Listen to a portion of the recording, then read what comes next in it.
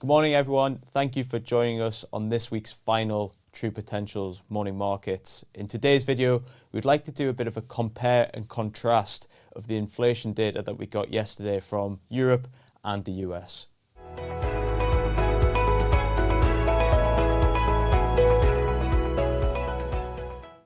First of all, we'd like to start with the inflation data out of Europe. Now, we get this data at a region or country level. So yesterday we had the releases of Italy and France, but what we also received yesterday was a Eurozone aggregate level reading that we would like to focus on.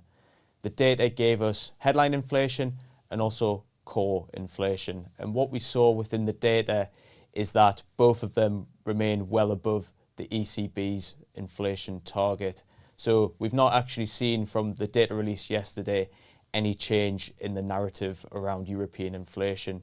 Looking at the month-on-month data as well, we're not actually seeing any decrease in those price pressures throughout Europe.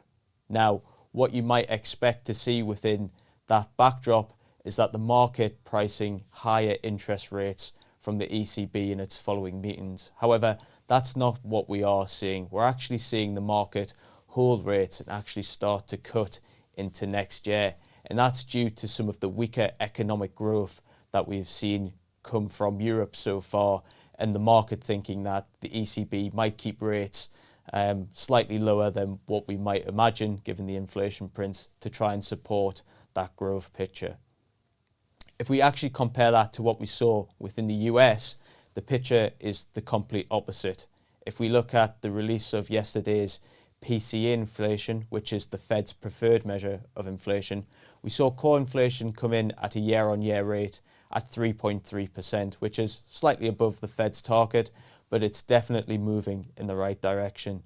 Once again, if we look at the month-on-month numbers and annualize them out, so the past 6 months of month-on-month data and annualize that out, we're actually seeing that data hit the Fed's own projections of what it thought PCE would be. Now, once again, what we might expect in such an environment or backdrop is that the market would price interest rates to be moving lower given those inflation pressures are decreasing. However, that's not quite what we are seeing. The markets are pricing around a 50-50% chance of an interest rate hike of 25 bips within the next 3 months. And this is mostly due to the very strong economic growth that we're seeing come out of the US. So markets are thinking that the Federal Reserve will not want to risk a secondary round of inflation pressures coming through the US economy. Thanks very much for watching today's video. Have a great weekend and we'll catch you on Monday.